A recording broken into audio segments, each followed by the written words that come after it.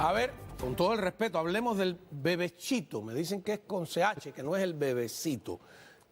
Un concierto que dicen que llenó 15, 20 mil personas, no sé. Tenemos aquí a Didier Santos, que es productor de eventos y defensor de derechos humanos. Bienvenido, muchas gracias por estar con nosotros. Gracias por la invitación, Carlos. Tenemos en línea a Norge Rodríguez, director de Yucabay, periodista investigativo. ¿Cómo estás, Norge? Todo bien, Juan. Gracias por la invitación. A ver, ¿cuál de los dos me explica qué o quién es el Bebechito? Adelante. Bueno, a ver, el Bebecito, Bebecito supongo que fue cuando se hizo el nombre de Bebechito, pero bueno, se supone que tiene el Bebecito, bebé pequeño. Es un reggaetonero de esto, o sea, es un reggaetonero. Un músico de la música de reparto, que es la música de esta que es tendencia. Él vivía en Cuba hace 3 meses y hace 3 meses llegó a Estados Unidos. Ah, se fue. No se sabe si se fue realmente, o sea, toda la polémica que existe es por la actitud que ha tenido él y la postura que ha tenido él en cuanto a saber si es un exiliado o no es un exiliado. Nunca ha hablado más del régimen, trabaja con una compañía que se llama Planet Record de... Planet Record. ¿Y qué es Planet Record? Yo no sé. Es una disquera de representación de artistas que tiene su oficina en Cuba y tiene una oficina también. ¿Seguro? Quieren abrir uno, absolutamente. Ajá. Claro, pueden buscar en internet, se llama Roberto Ferrante, es un italiano, músico, productor y representante que tiene su oficina más importante en Cuba, que ha trabajado con artistas como Gente de Zona, Chocolate, o sea, toda la música esta urbana que se ha comercializado en Cuba ha pasado por las manos de este señor, que es un tipo que evidentemente está trabajando dentro de Cuba y que ha mantenido una postura con el régimen súper de acercamiento, aunque no ha salido nunca defendiendo el régimen personalmente, pero sí se ve como sus artistas no hablan de política, ninguno tiene nada que ver con el tema de la denuncia. Entonces, lo que está sucediendo aquí, desde mi experiencia, es que el régimen cubano está usando compañías de producción que no son cubanas directamente, como PMM que había antes, había un par de compañías que estaban más relacionadas con el castrismo, para empezar a comercializar este tipo de música aquí y empezar un poco a cambiar la tendencia y el discurso que hay en Miami con el tema de la música y con el tema del régimen. Entonces, lo peor que pasó en para mí lo peor que pasó en ese concierto que se ha hecho famoso por varias cosas. ¿Dónde fue el concierto? Desde mi punto de vista, en FIU, en el parque, en el estadio Pittsburgh, que es el estadio de fútbol americano. Entonces, ahí lo que sucedió fue que se hizo un concierto donde nunca se habló de Cuba, o sea, todo el tiempo era como que en Cuba no estaba pasando nada, o sea, incluso hubo protestas que fueron en contra de otra gente que no tenía nada que ver con Cuba. Entonces, al final, lo que se vio fue ¿Cómo protestas con gente que no tenía nada que ver con Cuba? Sí, la gente empezó a hablar de más, o sea, empezó, como decir, las protestas tenían que ver con gente que habían criticado el concierto. Entonces, en el medio del concierto empezaron a decir, por ejemplo, se llenó el concierto. O sea, todo era como un logro de este muchacho, que realmente no tengo nada en contra de él, pero sí tengo en contra de las personas que están trabajando con él y de la manera que él está sirviendo ¿Qué día como fue herramienta. Eso fue el 28 de diciembre. Ajá. 28 de diciembre. Correctamente. Entonces, bueno, a ver, Norges, discúlpame, Didier, ¿estás de acuerdo con o sea, coincide tu información con la que tiene Didier? Sí, de hecho, esta persona que mencionaba Didier, que es de apellido Ferrante, es un italiano que reside en Cuba. Entonces hay que tener en cuenta ahí que cualquier extranjero que tiene oficinas en Cuba, que tiene una empresa en Cuba, tiene que tener algún tipo de vínculo, de alguna manera, o tiene que tener la venia de ese régimen, porque eso es un régimen totalitario. No estamos hablando de un italiano que tiene una oficina en Costa Rica o en Puerto Rico y está representando artistas, ¿no?, de esos lugares. Es un italiano que tiene una oficina en Cuba. Y por otro lado, muchos de estos artistas, sus lugares de presentación son estos bares, como el bar de Sandro Castro, el mío y tuyo, el bar del Cangrejo, nieto de Raúl Castro. O sea, todos estos bares privados que se han convertido como una especie de circuito para ese tipo de música urbana, ¿no? Sobre todo, en este caso, el reparto. El nombre de él es Oniel Ernesto Columbier Campos, y nació en 1997, o sea, es un muchacho joven.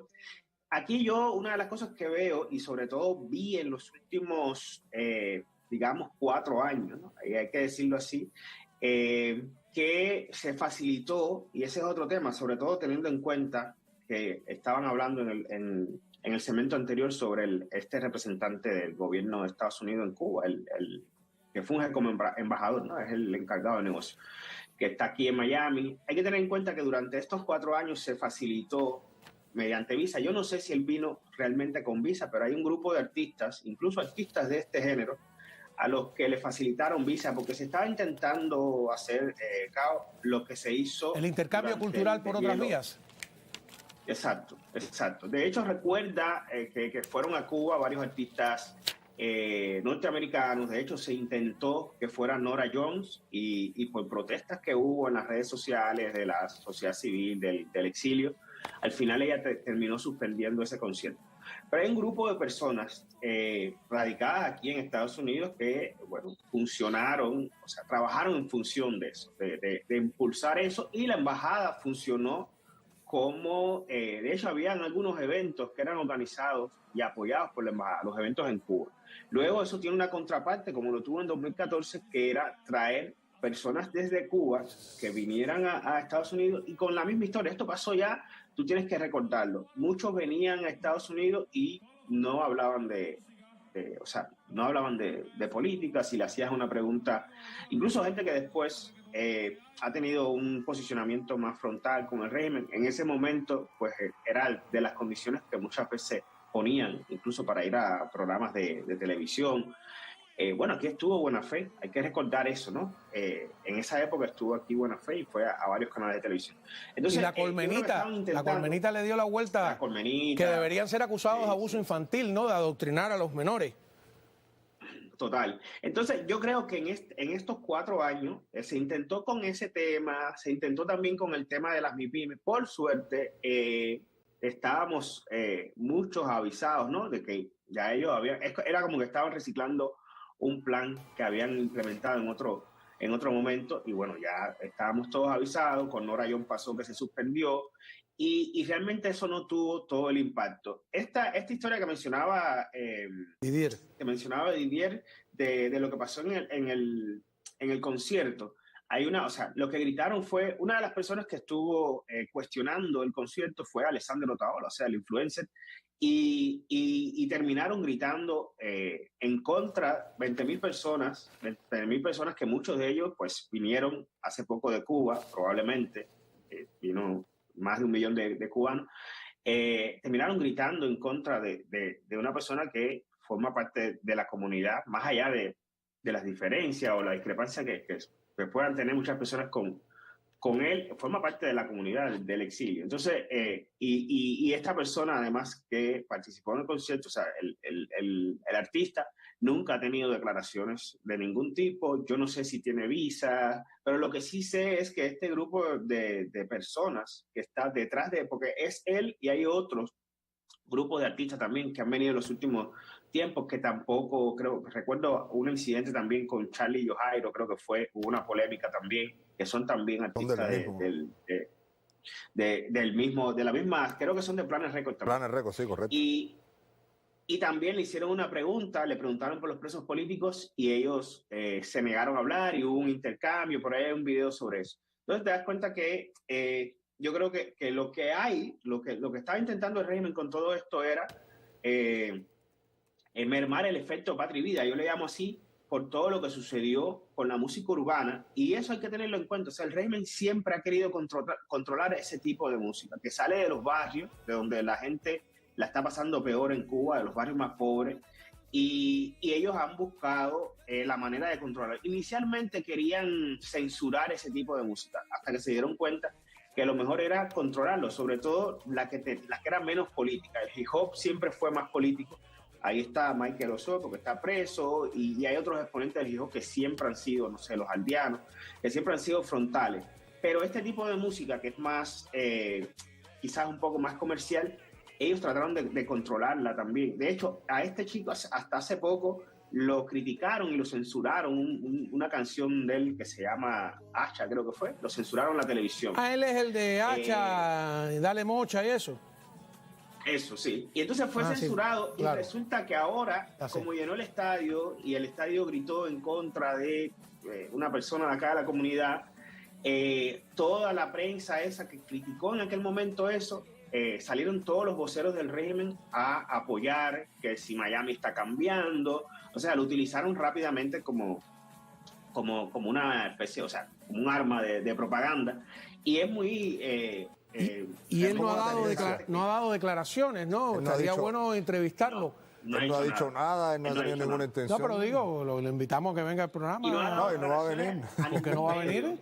Porque no se pega a nadie en eso. Porque hay un señor que se llama Roberto Ferrante, que es el hombre que hace las agendas de él y de sus artistas, donde no permite a nadie hablar de política. O sea, es una política. Lo que pasa es que nosotros, como productores que vivimos aquí en Estados Unidos, estamos aquí, hemos sacrificado una pila de cosas para eso mismo, para no pactar con la dictadura. Esta gente viene, no les importa el criterio del exilio, sencillamente vienen con un discurso de apatía política, donde no, eso no siempre hay que hablarlo, pero al mismo tiempo te das cuenta que es una herramienta política, porque esa misma noche hace un package en el noticiero cubano diciendo que la música, que Bebecito había cambiado el ambiente en Miami, o sea, como que con lo que dice, no, la conciencia estaba cambiando, como que ya no se habla de política. Entonces lo que ellos quieren es eso, ellos no quieren llegar aquí a decir viva Díaz-Canel, sencillamente ellos no quieren que se hable de lo que sucede en Cuba. Y va por ahí. Llegará el momento que lo griten, ¿eh? Ajá, correcto, pero bueno. Empieza por un lado. Vamos a una pausa, si me lo permiten, y regresamos con más, ¿no? Esperemos que esto dentro de 14 días se acabe la fiesta. Volvemos. Bueno, a ver, un tema en el cual soy un neófito completo, ¿no? Pero, ¿por qué hay que molestarse con el... Bueno, además de la actitud, o sea, dentro del equipo de producción estaban, por ejemplo, los hijos de Fernando Rojas, el esbirro, viceministro de Cultura, que vive en Cuba, que ha metido artistas presos, que todos los días sale a defender el régimen, que viven aquí escondidos, pero ya tienen su propia empresa de producción, y estaban en el equipo de producción. Había otro señor que es un poco más incluso relevante, que se llama Helio Ahumada, que era en Cuba la mano derecha del Cangrejo, del nieto de Raúl Castro, que era dueño del mismo bar de ellos que se llama Mío y Tuyo, que ellos tienen toda esta farándula que hay en Cuba con Sandro Castro, con toda esta gente que son de los artistas que no tienen espacio turístico para poder presentarse. Entonces esta gente, como tienen todo el beneficio del régimen y todos los recursos del régimen, tienen estos bares que están por encima de cualquier nivel de un bar dentro de Cuba, y entonces los artistas se pegan a ellos un poco para poder vender su arte, que es una manera también de ser hipócrita, ¿no? Porque saben con quién están trabajando. Entonces, todo eso en Cuba uno puede entenderlo, pero cuando tú ves que todo eso te lo exportan para acá, y cuando desde aquí mismo esta gente hacen un video desde el backstage y se lo mandan a Sandro Castro directamente desde Miami para que Sandro Castro lo ponga en su historia en las redes sociales, te das cuenta que hay una intención de decir, ya estamos conquistando Miami. Entonces, yo creo que ese es el papel de nosotros como exiliados, ¿no? O sea, la conquista ahora es Miami, y hace rato que viene siendo Miami, ¿no? Entonces, si uno no le sale al paso este tipo de cosas, o por lo menos muestra las cosas como son, que realmente uno al final tiene la razón, de aquí a un año posiblemente no haya ni espacio para los propios artistas aquí en Miami, ¿no? Para los propios productores. Entonces, eso me parece que es lo más justo de denunciar, porque aquí mucha gente han sacrificado y han dejado parte de su carrera por ser coherente, ¿no? Por ser consecuente. Entonces, ¿por qué ellos no lo van a hacer? O sea, es muy fácil venir aquí, cobrar e irte para Cuba, ¿no? A ver, dos cosas. Una, bueno, ya la aspiración de todos los espías y chivatones de Cuba es que lo asignen en Miami o en lugares capitalistas. Ninguno quiere irse a sacrificar a sitios intrincados del mundo. Norges, a ver, en Cuba uno se molestaba mucho cuando le querían obligar a hacer declaraciones políticas a un artista, a definirse políticamente, etcétera. Ellos podrían decir que aquí en Miami estamos haciendo lo mismo, que le estamos obligando a los artistas a entrar por el aro, vamos a llamarle así. ¿Qué responderías a eso? Mira, yo he visto esa comparación, de hecho la he visto principalmente del régimen, de algunas personas acá también que casualmente tienen cercanía al régimen. He escuchado eso.